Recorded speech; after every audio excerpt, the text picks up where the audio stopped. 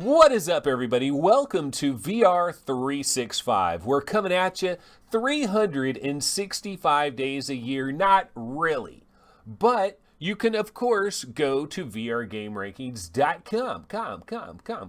You can also go to the Discord server, the Discord server. So, kind of VR 365 is banging every single day, just not always in a video format that you would appreciate. But we are banging twice a week in a video format that you do appreciate. We're doing it on YouTube, typically on a Thursday is when we do it. We do it on Thursdays at 5 p.m. Pacific time. And we, of course, do it on Sundays at 11:30 a.m. Pacific time, which is right about now. It is about 11:30 a.m. It's actually 11:35 a.m. right now as I'm talking here. And so welcome to another episode of VR 365. Now, this episode going to be a little bit different than maybe some of the other episodes that you've seen recently. I want to do a bit of a deeper dive into this subject of the XR2 5G platform, otherwise known as the Quest Killa. This is the Quest Killa, ladies and gentlemen, and it boggles my mind. It really boggles my mind how unreported this story is. Well, not that it's completely unreported. Pretty much everybody did report on this story for a brief minute, but I don't think anybody looked at this story in the way that they should be looking at this story. I don't know that anybody gave this story the proper due. I don't think people realize what the F is going on here. This is major, folks. This is big. This is a really huge story. This is something people should be talking about repeatedly, but it got a lot of short shrift, in my opinion, and everybody that covered it, it's kind of like, oh yeah.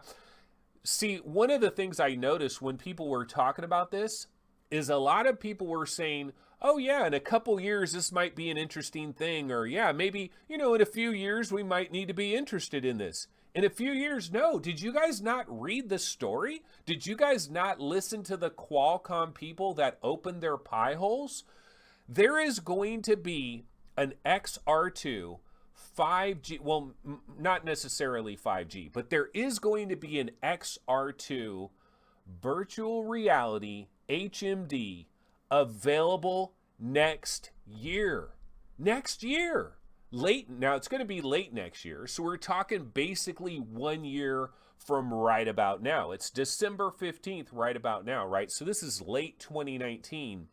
We're going to get at least one of these headsets a year from now. This isn't 3 years away. This isn't 4 years away. This is a single year away.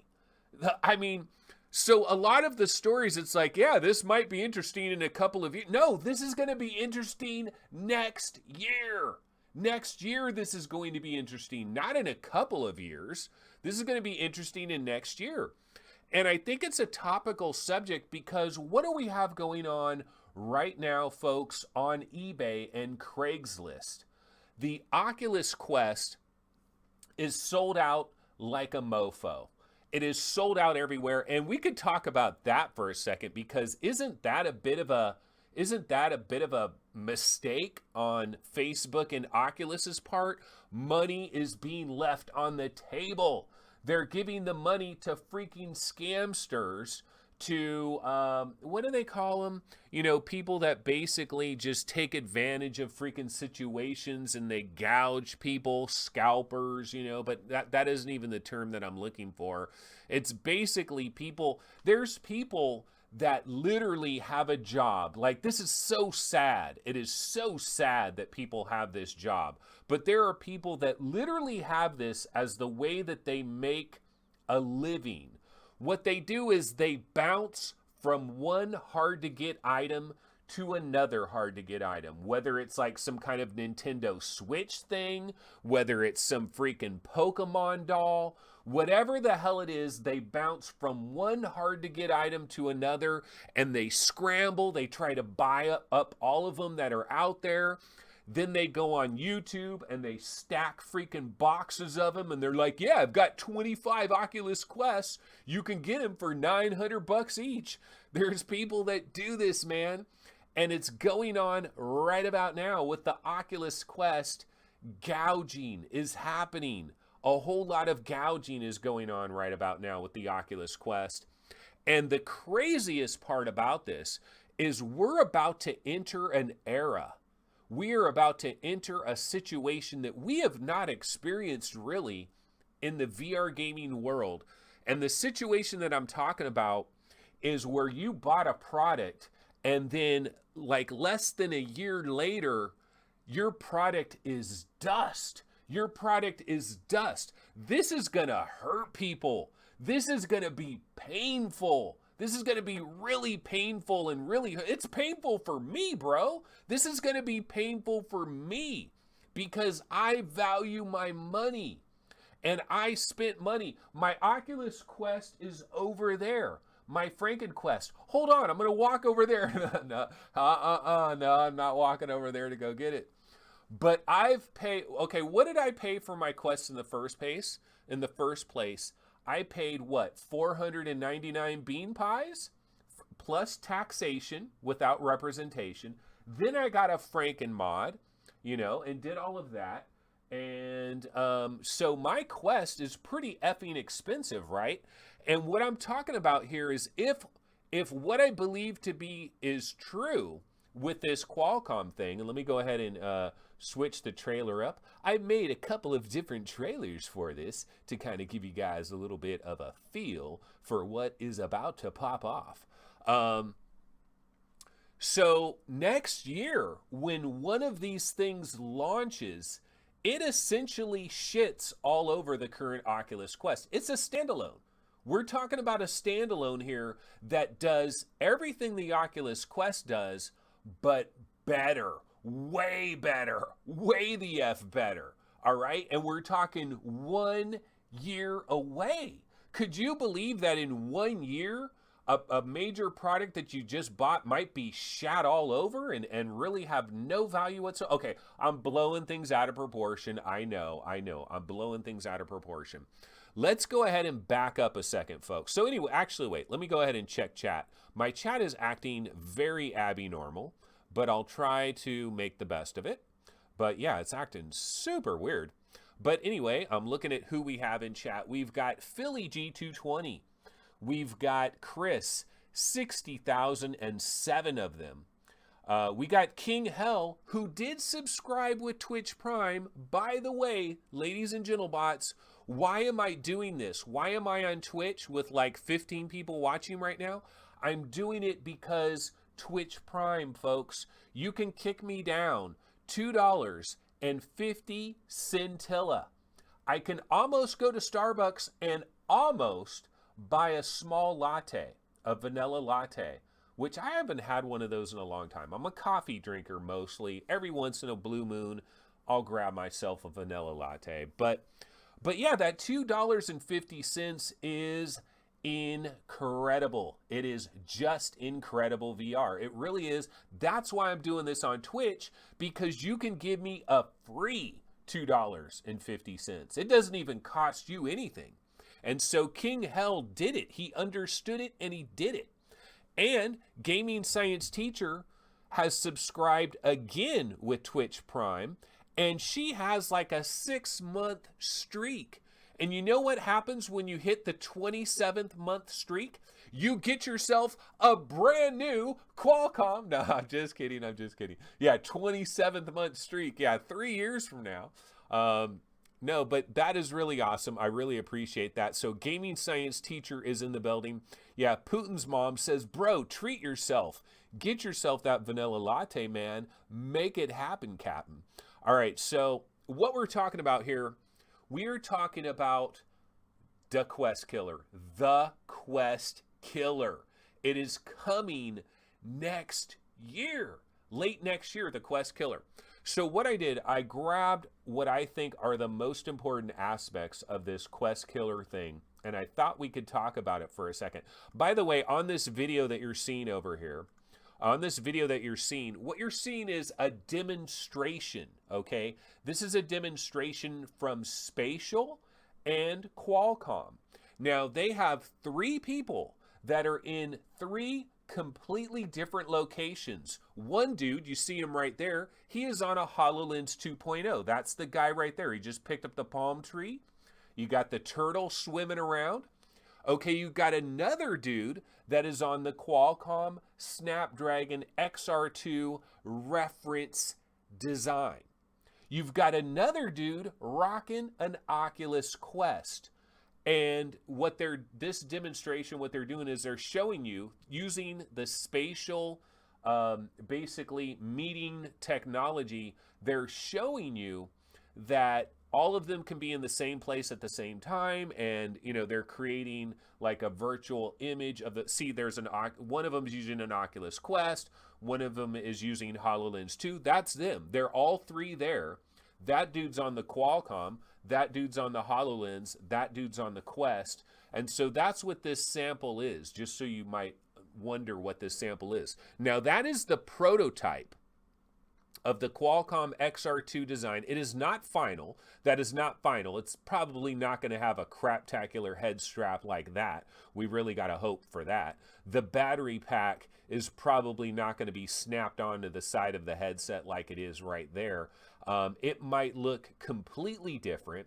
Also, this reference design did not have everything operational on it when they were using it. I don't believe it had all the hand tracking up and running, or it didn't have all the features up and running. So just wanted to clarify that there. But I have a number of different points that I wanted to get into, some facts about this XR2 platform, and why I think this is incredibly important, why I think people should be talking about this. This should be something that everybody should be talking about. Okay, so number 1, HMDs will be released next year. Next year. One of these things is going to come out next year. At least one, possibly more. This is not a pie in the sky that's 5 years away. This is happening within the next year. Okay, number 2, we have 5 manufacturers that have already licensed this design, this reference design. So when you go to a store to buy this, or when you go online to buy one of these, it's not going to come in a box that says Qualcomm. It's going to come from some other company. The reference design is made by Qualcomm, but it's being licensed by 5 other manufacturers, and there are additional manufacturers that are considering licensing this. So we've already got 5 companies locked in, additional ones possibly on the way in the not too distant future. Number 3, one of the biggest factoids of the whole thing is the resolution. Do you know how excited I was when I thought we were in the 2160 by 2160p era? And I thought it started with the HP Reverb, and I thought it was going to be continued with the Acer Oho Concept D and additional headsets as well. I thought the Vive Cosmos was using 2160 by... I mean, how disappointed was I when we got the information about the Vive Cosmos and it wasn't 2160 by 2160? But I was really hyped for this era because I wanted clarity, vision. Resolution is king. Resolution is king, and I wanted that resolution. Well, this is beyond 2160 by 2160. This is 2880 by 2880 for each of your individual eyeballs. Each one of them is banging legit 3K resolution. Now, to the best of my knowledge, ladies and gentlebots, I don't know of another headset, a PC VR headset or anything. I don't know of another headset that has 2880 by 2880 resolution in each effing eyeball. Unless you want to go to like Star VR and stuff like this, this would be the clubhouse leader. Like, this is literally the clubhouse leader when this shit drops.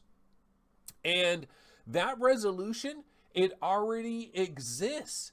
The dude from CNET and the dude from PC Mag that have both tried these headsets, there's real humans that have really put this thing on. This thing really does exist. And one guy said, the guy from PC Mag, Sasha, I forget his last name, but he said that when you put this headset on, it's the equivalent to putting on a pair of glasses. Like, you know, when you've never had prescription glasses before, everything is a little bit blurry. You're looking at signs and street signs and stuff, and you're like, damn, I can't really see this crap. You go to the eye doctor, they check out your eyes, they give you a prescription, you get your glasses, you put them on, and it's like a whole new world. Oh my God, I can actually see shit. There's clarity, there's focus. And that's what this guy, Sasha from PC Mag, he says when you put this thing on, compared to an Oculus Quest, it's like you just put on glasses. Everything's in focus. Everything is beautiful. We're talking 2880 by 2880 for each eyeball. So we're talking some next level stuff right here. Okay, now, number 4, 7 concurrent cameras with a dedicated vision processor. So the Snapdragon 835 is the processor that is in your Oculus Quest right about now. Now, do you know that the Snapdragon 835 can support 4 cameras? That's why an Oculus Quest has 4 cameras. Do you want me to walk over there and go get it? So the Oculus Quest has 4 cameras because that's what the 835 can deal with. But the XR2 is on a new level. The XR2 can deal with 7 simultaneous cameras with a dedicated vision processor. Now you might wonder, well, what the hell do they need 7 cameras for? Isn't that a bit of overkill? Not if you're doing all the shit that they're doing, because they're going to have cameras that are inside the headset itself. They're going to have actual legitimate eye tracking. Yes, when is the eye tracking era going to begin? Next year. Next year it's going to begin. The only thing that has eye tracking right now, besides like the Vive Pro Eye, and if you do like some add-on or something, is like Magic Leap 1 has eye tracking. The Vive Pro Eye, Vive Pro Eye has eye tracking. But we don't really have it in like a full-blown kind of a deal yet. This is going to have eye tracking. It's going to track your lips. This has lip tracking, folks. Breakthrough technology. It's going to read your lips. And so this is for like facial features and stuff. It might kind of examine like the different facial muscles that you have all around your mouth area to help make things more realistic when you're in a VR chat kind of a thing, right? Okay, it's going to have 26-point skeletal hand tracking is going to be in there. So this hand tracking, when you get your hands in this and you're looking at your hands, it's going to be pretty goddamn accurate. It's going to have low latency camera pass-through for legit AR. See, that's the other aspect of this thing that people... See, when this comes out next year, compared to an Oculus Quest, it's like, yeah, well, an Oculus Quest has pass-through in a way. It has black and white vision that you can look around, you know, like a CC camera. The black and white, you're looking around, but it doesn't have actual AR stuff popping off. This is going to have legit AR, okay? Legit full-color AR in your VR headset like never before. Number 7, efficient scene understanding and 3D reconstruction. This is probably the most advanced part of the whole ball game here, folks, because this headset is going to be able to look at your room. It's going to be able to know the walls, know the floor, know the ceiling. It's going to be able to recognize large pieces of furniture, recognize staircases, recognize windows, all kinds of things, right? We saw the trailer where a little kid was running around and his house basically turned into Vanishing Realms. That's coming next year. Why is this so underreported? I don't get it. I don't understand it. It's mind-boggling to me, ladies and gentlemen. So yeah, let's go ahead and what I'm going to do now, I have another little factoid thing to pop on the screen here because we do have questions. There are questions about this. We've got a lot of unanswered questions, in fact. So why don't we go ahead and bounce over to that.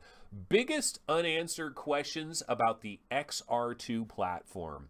There's a lot of them. Number one, which companies are bringing this out? We know that there's 5 companies that are signed on for this deal. But who's bringing it out? We don't know. Okay. Number 2, this is a big one for a lot of you guys. Would Oculus bring one of these things out? Would HTC bring one of these things out? What about Sony? You know, what is this going to do to the entire VR gaming market? Is this going to like up in the Apple cart? So the thing is, when this first came out and people did start talking about this, Oculus Defense Force sprung up like a quick mofo, and they said, oh yeah, Oculus has always used Snapdragons. Oculus has a good relationship with Qualcomm. Of course, Oculus is going to have one of these, and the Quest 2 is going to have an XR2. Everything's fine. There's nothing to worry about. There's nothing to worry about. There's plenty to worry about. There's plenty to worry about. I'm going to get into that in a minute. Okay, number 3. What games and experiences will be available? This is actually the biggest question, really. This is the biggest question because it's one thing to have this breakthrough platform that is going to change the game. It's another thing to have the software that is going to supply it. So this might be a breakthrough piece of technology, but where are all the games coming from? But we're going to get to that in a quick second too. But what I'm going to do is I want to talk about another issue. Let's talk about the Oculus issue. I want to go into depth on that one because I just don't believe that people really understand something about how these companies work. Okay, so this was the Snapdragon Tech Summit. I'm just going to go ahead and let that run in the background real quick while I break this down. Okay, so let's back up for a second here, and I just want to talk about product life cycles, all right? Because I saw this in a lot of threads in a lot of different places, and people are like, oh, you know, Oculus is just going to come out with the Quest 2. It'll be out, you know, within a couple of months of these headsets, so it's not a big worry, man. But here's what you don't understand, all right? Here's what you don't understand. When a company releases a consumer-facing platform, these things have a lifespan. They have a lifespan, and I gotta break it down in a particular way. Okay, so when Oculus finalized the design for the Oculus Quest, when they said, okay, you know what, Snapdragon 835, 4 cameras, black and white pass-through, we're locking this in.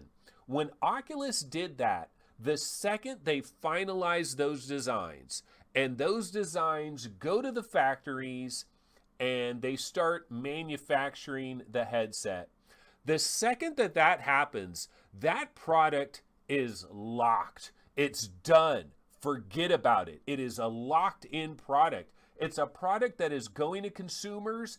It's done. That's their baby, and they know they're stuck with it for multiple years. They're stuck with it, okay? And so people that are saying, oh, well, next year, Oculus could just come out with one of these next year. No, they would never do such a thing. That would be suicide. That would ruin their relationships with their customers. Think of the people, folks. Think of the people that are buying Oculus Quests right now for $900 on eBay. Okay, now I know it's not Oculus's fault that people are buying Oculus Quest for $900 on eBay, but it doesn't matter. It's happening. If Oculus were to come out with the Quest 2 next Christmas, people would be rioting in the streets. They would be like, this is bullshit. I just bought this thing and you're going to come out with another headset? There's no effing way. So the thing that we got to understand is, and this is for consumer-oriented products. I know what you're going to say. Wait a minute, everybody buys a brand new phone every year. Hold on, we'll get to that. I understand that. We'll get to that. But you got to understand, this is a consumer-based product, and products have life cycles. And a company is not going to abort a life cycle just because some other product comes out that makes things very inconvenient for them. They're not going to do that. That's not the way the game is played. For example, I can break this down from the standpoint of PlayStation VR. How many people in the PlayStation VR world have been crying for new controllers? Why doesn't Sony bring out new controllers? Why don't we have controllers with actual thumbsticks? Why hasn't this happened? It makes no sense. No, it makes all the sense in the world because Sony's not stupid. Sony's not stupid. You come out with new controllers right away. You got the haves and the have-nots. I'm sorry about it. Products have life cycles. The life cycles must run their entire life cycle.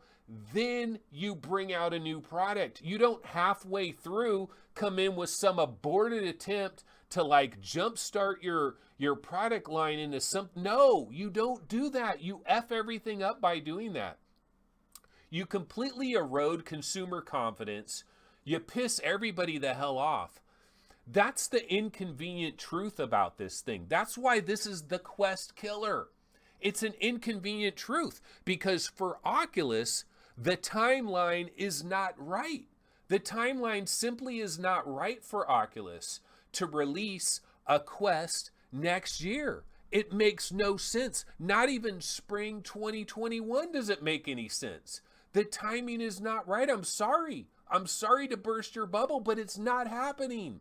Okay, so then the argument goes, but wait a minute, Anthony. Are you telling me that people don't buy a brand new phone every single year and these phones are $700, $800, $900? Yes, they do, but you're comparing apples to Sasquatches. The comparison does not add up. Okay, number one, first of all, everybody and their mom is not buying a brand new effing iPhone every year. I'm not. I got an old ass iPhone. Okay, I got an iPhone from like 3 or 4 years ago. Why? Because I don't play games on my effing iPhone. I don't need it to have a wraparound screen. I don't need all these freaking advanced things. So number one, not everybody. I'm going to go ahead and get off this trailer now because they're talking about like car vision and shit. Hold on one second. Not everybody buys a brand new iPhone every year. That's the thing. People think that everybody does. No, the hardcore tech nut jobs do that. Not everybody, right? All right. And also a phone for some people is the most important thing in the world. I guarantee you, dude, if you did a study where you have a phone in one hand, you have a baby in the other hand, and only one of them is going to survive, your phone is either going to be lost forever or your baby is going to be lost forever. Dude, if they did an experiment, I freaking guarantee you, 15% of the people would fucking grab their phone and let their baby die. I mean, I know that sounds absolutely ridiculous, but some people are so addicted to their phones that it is batshit insane. And so, yeah, it's an incomparable thing. It's totally incomparable. People have their phone with them constantly. They're using it all day long. It's like a little computer they bring along with them. So this idea that people buy phones every year so there could be a brand new Oculus Quest every year. No, sorry, no, it doesn't work like that. Maybe at some point in the far distant future it's going to work like that. And I will admit, the one thing I will concede to these people is that these VR headsets, especially standalone VR headsets, are not going to have the same kind of life cycle that video game consoles have. 5-6 year life cycles. No, it's going to be a shorter life cycle, but we're talking a 3-year life cycle. We're not talking a 2-year life cycle. Okay, we're talking we're not talking like a 24-month life. We're not talking like an 18-month life cycle. They're going to be longer life cycles. And so that's why I don't get with that argument. So what I'm trying to tell you is, no, Oculus is eventually going to use an XR2, probably. The next Quest will probably have an XR2 as the processor. So I'm not saying that that's not going to happen, but what I'm saying is they're not going to have one next year. I'm sorry, it ain't happening. Okay, now what about Sony? Well, when it comes to Oculus and Sony, we're talking about major freaking companies here. We're not talking about little Pimax companies. We're talking about powerhouse companies with billions of dollars in their market caps, gigantic behemoths of corporations. And when you have gigantic behemoth corporations like Facebook, like Sony, they like doing things in-house. Okay, they like doing their own shit. They have their own engineers. They've got their own reference design. They've got their own plan. They've got their own strategy.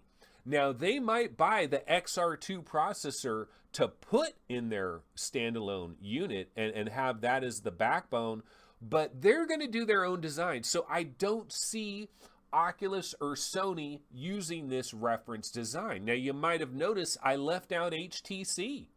Why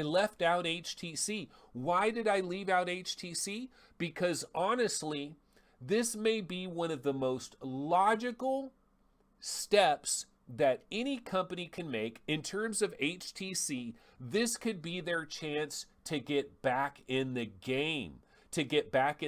Why? Because we go to question number 3. Question number 3, what games and experiences will be available? Well, let's remember, folks, HTC has something called Viveport. They've got a platform. The XR2 has twice the power of the Snapdragon 835, double the power of the Snapdragon 835. We've already seen with a lot of Oculus Quest games right now. We've played Red Matter. We've played Job Simulator. We've played a lot of these games on the Oculus Quest where we're amazed. We're amazed at how close the experience is. Just last night, I finished A Fisherman's Tale on the Oculus Quest. Had a pretty good time with that game. Very much enjoyed it. I think it's a good puzzle kind of a game. $15, good solid deal. Is it like the best thing you've ever played in the entire world? No, but a great job, right? And Inner Space VR and Vertigo games, I would say about 85% of that experience got squeezed onto that Snapdragon 835. Okay, now the XR2 though is going to have double that technology. Double, all right? So think about now, instead of 85% of that experience, we're talking 95, 98% of that experience. There's going to be corners that are going to be cut still. This is still a mobile processor. But I believe if you can convert all these other PC VR games to the Quest, and it's happening all the time, the vast majority of them are coming over. If you can do that, then I'm sure that HTC can go to all their partners that are making games for Viveport and they can say, look, we've got this incredible standalone platform that is coming in November of 2020 that is going to knock your socks off. It is going to have 7 concurrent cameras. It's going to have real-time hand tracking, foveated rendering, 2880 by 2880 in each individual eyeball. It's going to have double the power of the Snapdragon 835.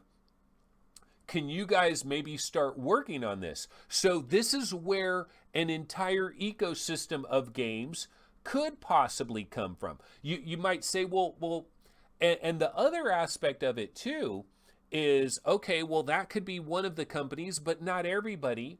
if Acer or if Hewlett Packard or Samsung or somebody else signs up to be part of this XR2 platform, where are they going to get all their games from? Well, you've got all these companies that are making Quest games, right? Would it be so hard to call up all of these companies that are making Quest games and saying, guess what?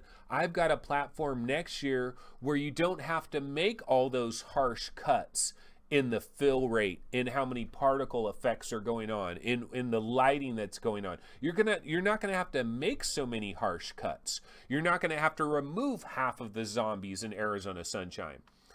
They can call up these companies and say, would you want to bring your game over to this platform? It's running on a Snapdragon processor. It's going to be very similar.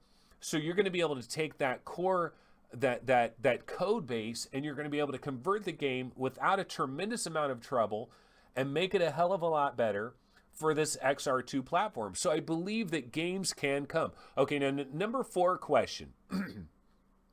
The number 4 question, and this is a big one. This is a massive question right here. How much is this shit gonna cost? Like, seriously, how much is this gonna cost? If we've already discovered that a 64 gig Oculus Quest with a Snapdragon 835 and 4 cameras and all the technology that is packed into the Oculus Quest, in addition to the fact that it's being brought out by a ginormous corporation that wants to spy on every aspect of your life, so they're going to subsidize the living crap out of this thing to bring it to market.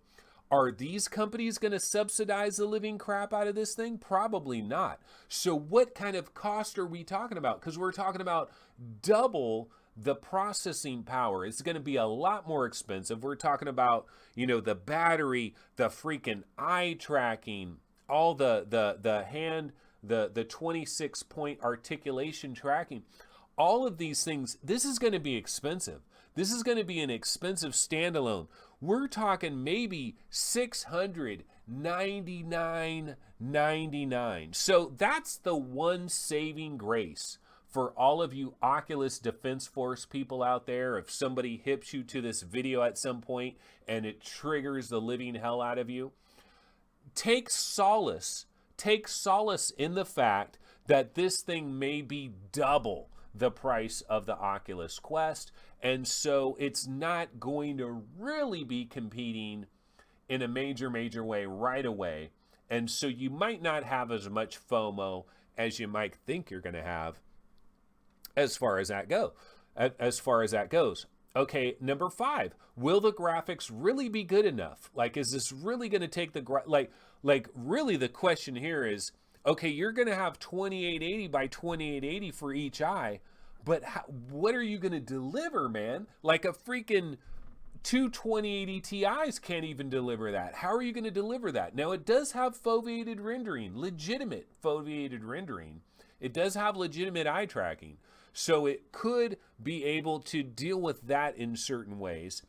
But, again, we've seen red matter on the Oculus Quest. We've seen some Oculus Quest games do some pretty spectacular things, where if you're not really looking super closely at everything and you kind of get lost in the experience, you forget that you're on the Oculus Quest. It's happened to me a number of times. So I don't know. I mean, that still remains to be seen. Number 6, we don't know what the FOV is. In all the information that I've heard everywhere, I've never heard anything about the field of view. I have heard that it's 69 pixels per degree. Actually, what we probably could do, somebody that's a lot better at math than I am, could probably figure out the exact FOV based on, 2880 by 2880, based on the fact that, 90 hertz and 69 pixels per degree. Somebody could probably figure out the FOV, but I don't know what that is right now. Will the pass-through AR, which is going to be a big part of this, will it be full FOV? The pass-through cameras that are coming in, full color, coming into the headset, like legit AR could happen on this thing. Will that be full FOV? We don't know about that. Another big question, this is obviously the question that goes to the Oculus Defense Force. How will Facebook and Oculus respond to this threat? Like, they're not going to take this sitting down. Yeah, look, they're partners with Qualcomm. I get it. But Qualcomm, again, Qualcomm, the box that you buy is not going to have a big giant Qualcomm logo on it. It's going to have a small little Qualcomm logo. It's not going to have a giant Qualcomm logo. It's going to have like an Acer logo or a Hewlett Packard logo or something like that, right? And so it's kind of a threat. It's kind of a threat to Oculus and Facebook. They can't be thrilled about this. They can't be thrilled that just one Christmas later, there's this other headset that is standalone that is absolutely killing it in every department other than possibly price and library. Those will be the two departments where it's not killing the Quest, is the price and the library. Okay, so anyways, let me go ahead and check over here on chat. God, you know, my chat is cut off. I can't really see chat. And I can't even close chat. Okay, so I mean, I can see part of chat, but it's all cut off. Yeah, so I can't really read chat. It sucks. But anyway, we got some folks in chat. I wanted to try to read chat. Something's tweaking out on my computer in terms of like websites and everything are going hella slow. But anyway, so how is Facebook Oculus going to respond to this threat?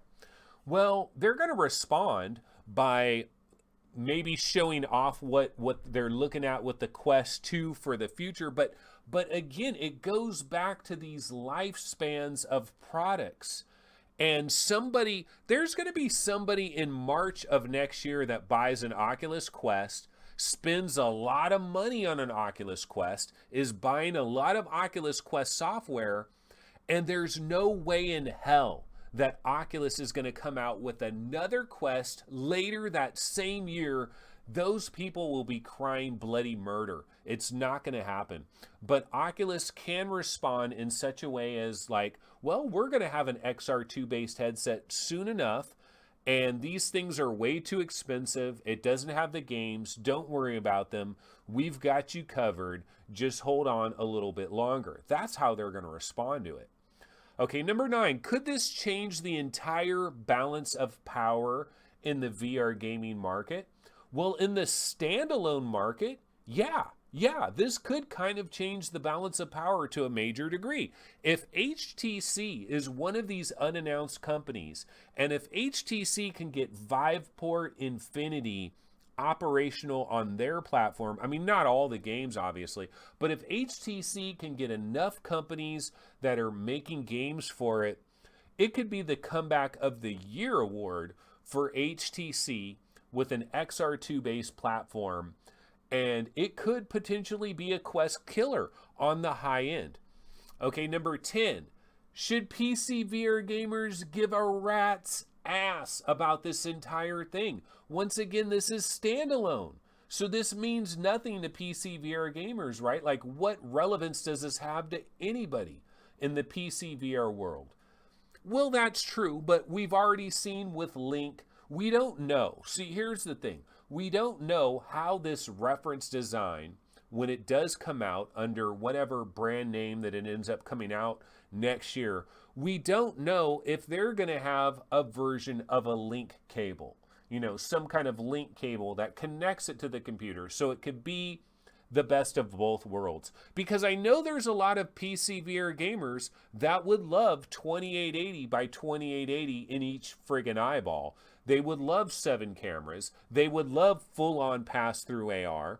We just don't know about that aspect yet. But there is that as a possibility as well. So I'm going to go back over here to our Qualcomm.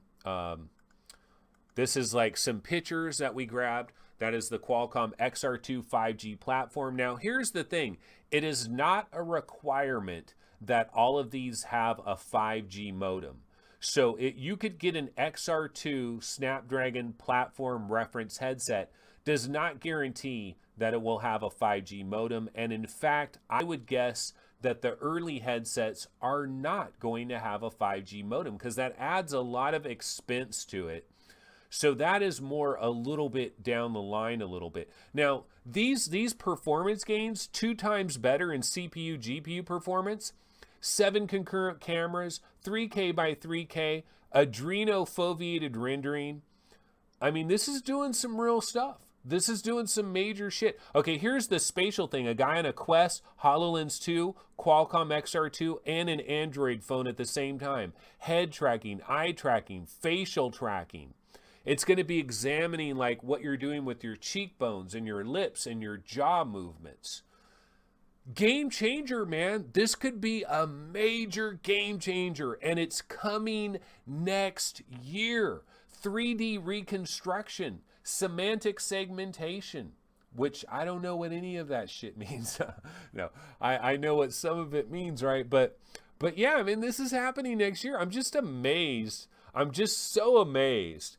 And Cosmo, okay, Thanos 2001 says Cosmos has more cameras. Well, guess what? In one of the stories I was reading on this XR2, otherwise known as the Quest Killa, in one of the stories I was reading, it said that this might have up to 12 cameras, that 7 of them will be active at a single time.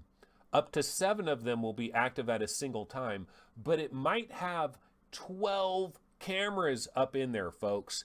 Variable rate shading, 3D reconstruction, and scene understanding. That's where it really gets next level. One of the things I've been talking about quite a bit is that live maps, you know, Facebook and Oculus has talked about live maps. This is where the world is going to. I wanted to have that one guy on that was like going to do like spatial mapping, spatial OS. I wanted to have this interview, right? Because I really feel that this is where we're going. Whatever company can figure out how to map this world that we're in and map it in a really good way is going to have the keys to the kingdom, because that's where the secret sauce is. Somebody in chat was talking about the Quest secret sauce, but like this 3D reconstruction and the AI to understand, you're walking in a room and it goes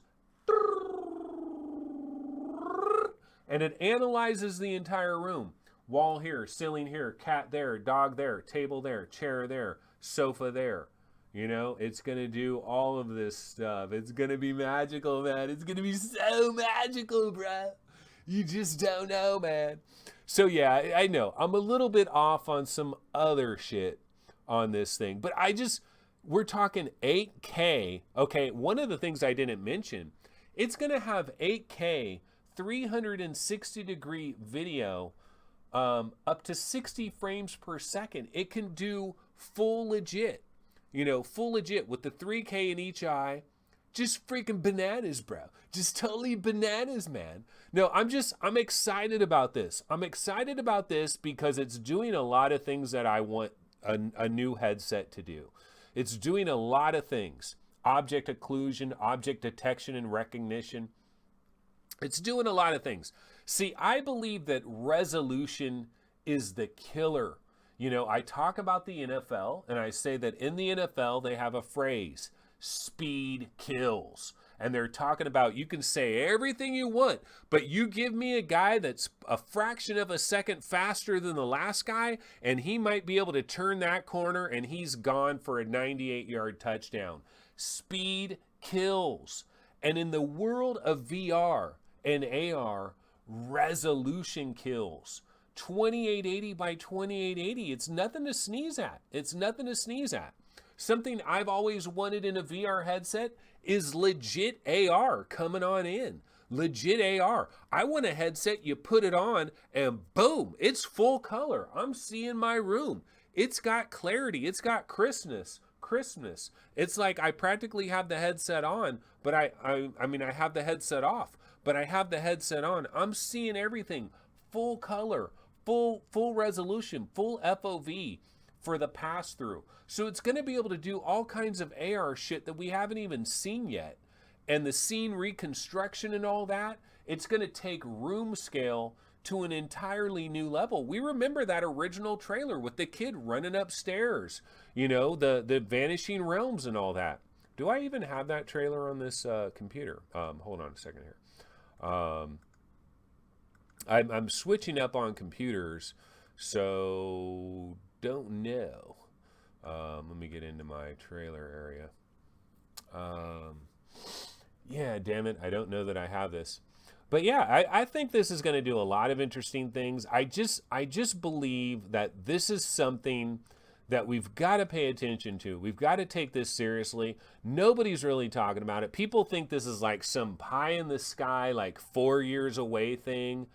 And I'm just kind of amazed, you know, like people should be saying, like, should I buy an Oculus Quest? You know, like all these different threads that are on different subreddits or different forums around the internet. And people are like, should I buy an Oculus Quest? Should I buy a Rift S? Should I do this or should I do that? Some people should be responding in these threads that, well, you know, there is this XR2 thing coming next year that might kill everything. Like, you might want to take that into consideration. But nobody's responding to that. This is like the best kept secret in VR gaming. It's kind of amazeballs. All right, so we'll go ahead and move on from that topic. And what else can we get into here? I mean, I don't have, this is pretty much what I had for today's show. So basically what I can do is we can go to the webinar. Let's go to the webinar and I can go ahead and see, you know, what is going on out there in the VR gaming world. I really need to drink some water hella bad. I do not have a water cup, and let me tell you, it is painful not having a water cup right about now. But what we'll do is we can go into some of these little stories that are going on around the internet or around some of these different VR websites. And so Valve Index full kick back orders approach Half-Life Alyx release window. So I guess it's all gizzies and the hizzies, right? In terms of everything that's going on around the Oculus Quest. Oops, that messed up. It's all good, right? I mean, we've got the Oculus Quest selling out, the freaking Valve Index. So if you buy a brand new $1,000 Valve Index kit, it's not going to ship until February 2020 due to recent high demand. That is pretty good. I mean, that is pretty awesome. So shit is starting to sell. Things are happening, folks. Like Boneworks is doing really good in terms of, like, a lot of people are playing Boneworks. Videos of Boneworks are being seen by a lot of people out there. A lot of stuff is going on. Okay, I did see this. There's this new game coming called Terminal. This is coming on December 17th. It's coming into early access. We can check out the Steam page right here. Yeah, this is Terminal by Romantic, coming on December 17th. I don't really know much about this. I should have probably grabbed the trailer, but I haven't. Yeah, I mean, it is bad timing. I just don't know. Some of these indie games, man, the Virtual Strangers, you know, they talked about the Asgard's effect, and you could call it the Asgard Stormland Boneworks Pistol Whip Aspire 1 effect, because it is a new reality that we're dealing with in the VR gaming market right now. And I just wonder if a game like this coming on December 17th, is this going to resonate with anybody out there? I just don't know. I just don't know how that's going to work. But yeah, that one is coming out in the very near future. You know, lots of folks are talking about the hand tracking and everything. Why don't we go ahead and bounce over to Road to VR? I have not tried the hand tracking, by the way. You know what I did try? I tried an Oculus Quest game last night. I can't talk about it, so I can't say what the game is. I can tell you that it's coming very soon. Like, it's coming within the next 45 days. I'll say that. There's an Oculus Quest game that is coming in the next 45 days. I tried it last night. I had a ton of fun, man. I had a ton of fun in that game. That was really cool. I have not tried the hand tracking, though. But I did try the hand tracking at Oculus Connect 6. I tried the, I don't know if it was Allstate or Farmers Insurance or whatever. They had this little hand tracking demo where there were like puddles on the ground and stuff. And I saw my fingers and I saw my hands and I was moving it all around. And it worked really good. I was very impressed by it. Now, was it 26-point articulation like the Quest Killa? Probably not. Probably not. Okay, yeah, Sacrilith is coming to PlayStation VR on Tuesday, I believe. Oculus Link Beta now supports some AMD GPUs, so that's good news. Oh, I haven't tried the 360-degree levels either. There is just so much going on, man. Too much, really. Way too much is popping off. Why don't we go ahead and take a look at the Oculus Rift store, see what's going on over here. And we do have a daily deal to report on. You can get 40% off Dance Collider. You got about 11 hours to go in this one. You can see it's got 4.25 stars out of 71 ratings. You can grab it for $9. I've never tried this myself. I still need to play some more Dance Central. You know, I haven't even played that enough. You know me, I only play games for 10 minutes and then I review them.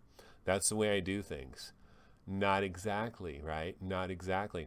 So I'm over here in the Quest section now. Somebody mentioned the Game Awards collection, and they asked me, you know, what did I think about the Game Awards collection? So there is this. We haven't gotten a lot of discounts when it comes to the Oculus Quest platform, a platform that you should probably abandon immediately because it's going to be killed next year. Okay, I know, I'm just playing around. But we do have the Game Awards collection. So let's see what it includes. You get Super Hot VR, Face Your Fears 2, Thumper, and Journey of the Gods. Well, you know, I mean, they're all good. I mean, I really love Journey of the Gods. Like when we get into the Game of the Year discussion and we're talking about Quest Game of the Year, Journey of the Gods is in the building. It is in the building, in my opinion, when we're talking Game of the Year for the Oculus Quest. Like Journey of the Gods, I don't think gets anywhere near the kind of love that it should probably get. Because I believe, like, it's one of the few Quest games, in my opinion, that can hold you down in a major way. We can look at some upcoming Quest games. 2MD VR Football Unleashed. I understand that this is coming on January 9th. It is coming on January 9th to the Oculus Quest. Also coming to the Oculus Rift store on January 9th as well. 2MD VR Football has never been officially on the Oculus Rift store, and cross-buy is not absolutely guaranteed, but very, very likely. Cross-buy is very, very likely, and the price is likely to be $15. That is 2MD VR Football Unleashed coming to the Oculus Quest. There's a brand new trailer for that. You know, a better trailer for that came out. Audica is still coming to the Oculus Quest. We don't have a date on it to the best of my knowledge. I'm wondering, I mean, we are running out of days in December, folks. We're really running out of days. And so Audica is coming in the near future. Radial G Proteus is coming in just a couple of days. Colorful as hell. Phantom Covert Ops, I know that's coming in the first quarter of 2020. Echo VR Quest coming in the first quarter of 2020. I believe Horizon is coming in is it first or second quarter? Titans of Space also coming. We can take a quick look at some new releases on the Oculus Quest platform. I mean, they keep banging these babies out. Path of the Warrior, available now on Oculus Quest. Vacation Simulator available now. Affected the Manor is out. Where Thoughts Go is out. Quill Theater, which is free, which you can probably experience some pretty cool things in that. Arizona Sunshine's out there. Deathlap, Waltz of the Wizard, The Climb, which I still need to get. And guess what? I can finally get into The Climb now, folks. You know why? Because I finished A Fisherman's Tale. And that was one of the main reasons I didn't want to flash my Quest and switch accounts to the account that has The Climb. I wanted to put A Fisherman's Tale to bed. I did put it to bed. So now I can get into The Climb and check that out. So I will be checking that out in the very, very near future. So I'm excited about that, to finally check that out. But yeah, it's hard. There is so much stuff that is going on in the VR gaming world. It is very difficult. Let's see. We can check Arthan's VR, a nice website here that keeps... See, Arthan's VR, you guys should probably have this as a bookmark. You really should. Because you know what this site is great for? Is just like little details that you might not have paid attention to. You can quickly find out some information on it. So Ilzia, yeah, a new trailer has emerged. It is coming spring of 2020. Valve sharing some more details on Half-Life Alyx, but like Fuji just launched on PSVR. 2MD VR Football is coming out on January 9th on the Oculus Quest. Dreams is coming to PlayStation 4 in February, but PlayStation VR support is coming at a later date. So Media Molecule did kind of backtrack on their original claim that there would be VR support day and date with the official, like the full version of Dreams being available, but now they have backtracked on that, and they said that PSVR support is coming later. Okay, Carnage Chronicles has a quality of life update. You know, Carnage Chronicles, talk about an underrated game. Damn good game. I need to get back in and try some of the updates for that. Pavlov's Shack is delayed. It was going to originally hit the Oculus Store on December 19th. It is now coming in 2020, first quarter 2020 for the Oculus Quest officially. Of course, if you want to side quest it, you can try some of those builds right about now. Affected the Manor is already out. Affected the Manor and Paper Beast, we did see the new trailer for that. There's been some Aspire patches on PC and Oculus Quest, and the PSVR patch is coming soon. And of course, everybody and their mama is playing Boneworks. So those are some of the things that are going on right about now. What was I going to check out? Well, let's go back over here for a second. Oh, this is not the right one. This is not the right one. Let's go to the Twitch one. Yeah, there's the Twitchy. Let's Twitch it up.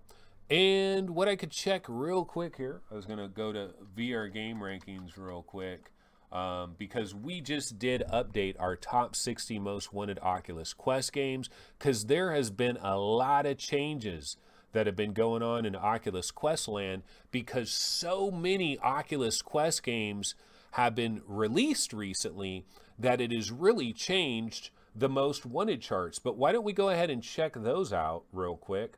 So let's go, let's see, we want to go back over to here. We'll go back over here. So yeah, we did just recently update this. So the new #1 most wanted Oculus Quest game, period, Project 4. Yeah, basically Boneworks Jr.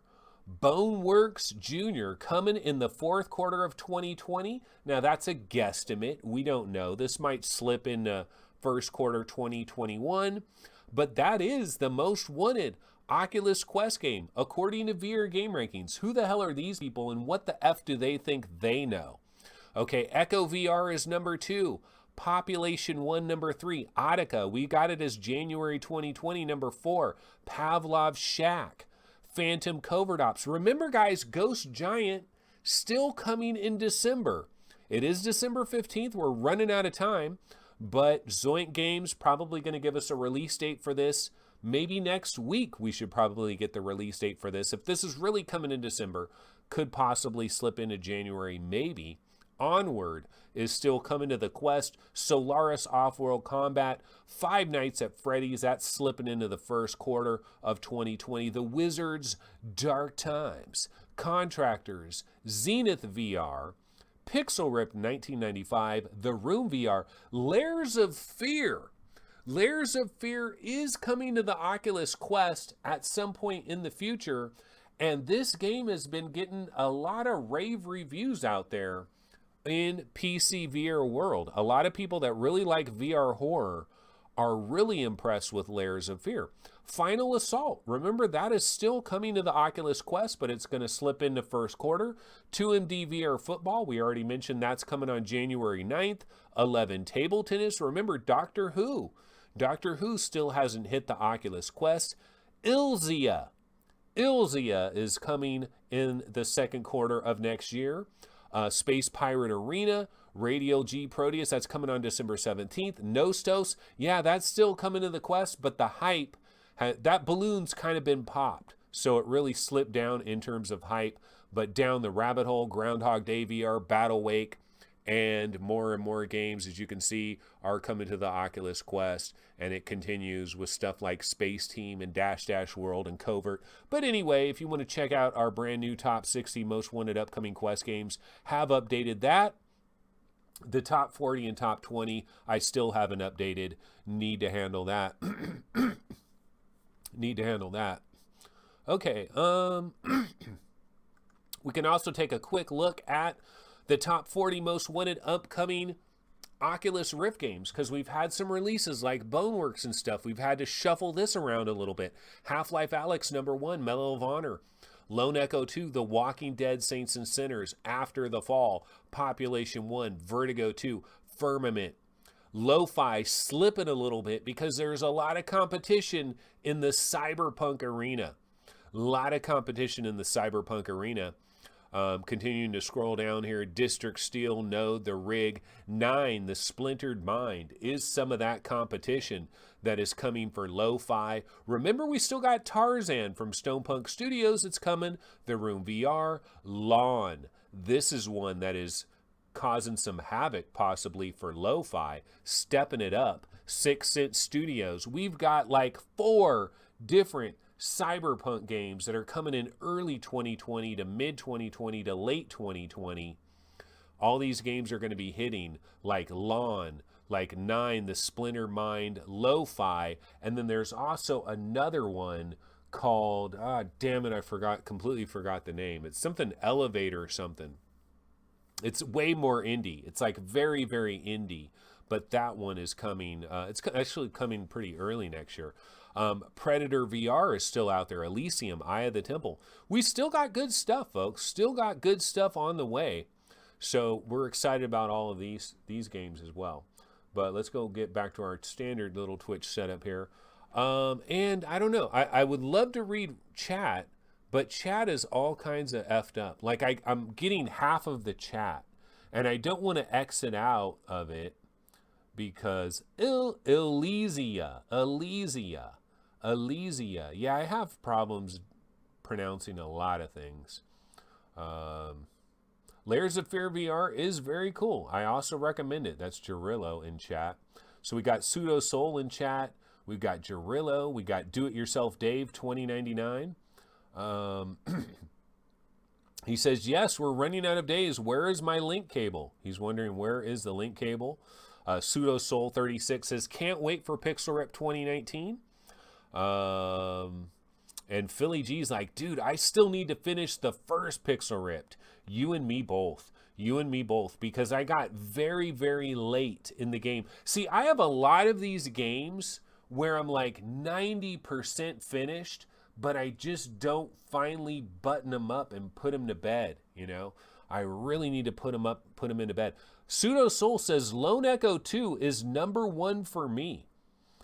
In terms of most wanted. And I could see that because, you know, the thing about Lone Echo 2, though, that I wonder, like my biggest fear about Lone Echo 2 is reused assets. Like that's the really big fear that I have with Lone Echo 2, is that there's just going to be a lot of reused assets, you know, like I wonder, like how much money and how much time and how much effort are they really spending on Lone Echo 2? That's really my only worry. But yeah, I would probably rank it. Honestly, I might rank it ahead of what do you call it? Medal of Honor. Because I mean, I played Medal of Honor at OC6. The thing that I am excited about with Medal of Honor, though, is like being inside a tank, being inside a submarine, you know, all these different things that you're going to be able to do in Medal of Honor. I am kind of hyped on that. But anyway, guys, you know what? I'm going to go ahead and abort the show at this point. And the reason why is because my throat is effing killing me. I did not have my customary water bottle right next to me during the show, and that is incredibly problematic, man, because my throat is killing. So basically, guys, that's pretty much going to go ahead and do it for this episode of VR365. I do apologize to all of the peeps that are in chat because like something weird. My computer is a bit on tweak status, and I basically have half of the chat window. So it's like I see like half of your sentences, and then the other half of the sentences are cut off.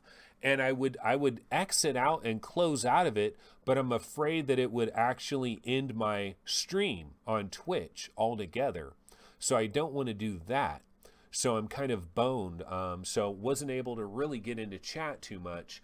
But you know what we did get into today on today's show is it was all Qualcomm XR2 all the time, right? I mean, that's what it was all about on today's episode. Basically, what I'm saying is major drama is going to happen next year. Major drama. I really think the Qualcomm XR2 thing is going to be a really big deal, a real big game changer. But everybody's sleeping on it. I don't know why. I don't know why I think everybody thinks that it's farther away than it really is, and they're just not taking it seriously for whatever reason. Or maybe they need to see the final prototype or something, or they need more trailers on it that kind of show what's really going on, or they don't really know that it has eye tracking and foveated rendering. They don't know that it's got a camera that's looking at your lips and your cheek muscles. They don't know these things, I guess, because otherwise, why wouldn't it be bigger news? But that's going to go ahead and do it for this episode of VR365, because I'm going to drink a gallon of water and I'm going to play some more Boneworks. I have been playing Boneworks. I can talk about Boneworks real briefly, real quick, actually. Why don't I do that? Let me just grab a Boneworks trailer and just briefly, I'll just mention like where I'm at in Boneworks right about now. What am I doing in Boneworks? And so what I'll say is, my opinion has changed slightly from last Thursday, because one of the things that MameFan has brought up about Boneworks, and MameFan, the finisher, knocked this puppy out. MameFan has finished Boneworks, ladies and gentlemen. You know, he rallied around and he's finished Boneworks, and he's seen the batshit insane ending and talked about the ending, and I avoided all spoilers on that. But one of the things MameFan has been warning people about with this game, he's been warning people that the checkpointing is atrocious. It is really bad, because you kind of have some serious checkpointing problems in this game. Well, you'll be playing Boneworks for like an hour and a half. You think you made hella progress. Now you got to go get some lunch or something. So you got to shut everything down. So you got to back out of Boneworks. You go to lunch, you go do what you got to do. You come back, you hop into Boneworks. You think you're going to be continuing from where you left off, and you're all the way back to where you were way the hell before. And I have experienced that, folks. The level that I'm in is called, I believe, Street or Streets or something like that. It's basically it's when you get into the real game of Boneworks and you're kind of in the Half-Life thing and the null bodies are floating around out there and they're kind of laying on the ground, but every once in a while they'll be like, hey, or whatever weird thing they say to you, and then you got to bash them in the skull with a brick or a hammer.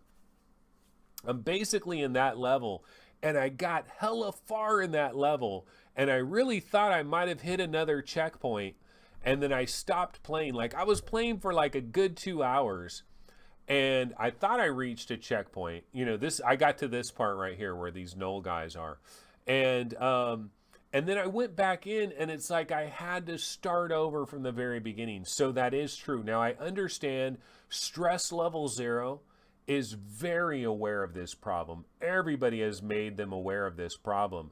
And so they are going to be patching this in the very near future, where there will be a bit more checkpointing in some way, shape, or form. So they are going to address this, but it hasn't been addressed up to this point in time. So I am basically at a certain point in this level, street level, where I'm kind of stuck and I'm trying to figure out how to get past it. And I keep going back in there, and I can kind of speed run it because I've done it so many freaking times, and I keep dying at this one part because there's this turret that I need to take this turret out so I can get past the turret. I haven't been able to take the turret out, having some issues there, but eventually I'll figure it out and get past it. But I continue to enjoy it. I continue to enjoy the realism. I enjoy the arms, and I enjoy being able to take my forearm and push open a door like that, or take both hands and push doors open. I enjoy being able to grab onto these things in the right kind of way. I'm still a fan of this game. Is it perfect? No. In fact, I can probably make a video, like after I play this more and more, I could probably come up with a video, 25 things I absolutely can't stand about Boneworks. I could probably make a video like that. And one of the things I would say is, when you first start the game, like just to get back into Boneworks, I've got to hit like 9 different button presses. I've got to go through my height and this and that. I'm hitting like 9 different buttons, and then finally I can hit continue and get back into the game. Why does it do that every time? Does it think I'm changing my height every day? My height's pretty much the same. Like, let me get back into it. I don't know why it's like that. That's a little bit irritating. I mean, there's a number of other little irritations I have in Boneworks, but for the most part, I'm still enjoying it. And right now, I mean, one of the best things I can say for Boneworks is that even if I wasn't doing any YouTube anything, if I was just a regular Joe Blow, I didn't have no website or anything like that, this is the game that would be calling me. Even though I still have unfinished Asgard's Wrath, I have unfinished Stormland. I mean, those are bangers. Those are bangers. But I actually want to go into this more than those. It's kind of crazy to think about that, especially Stormland. As good as freaking Stormland is, I think I would rather go back into this just because I'm excited with the physics and all this stuff, and just seeing some unique things that I think are different for VR. So is this game perfect? Hell no. It's got major issues.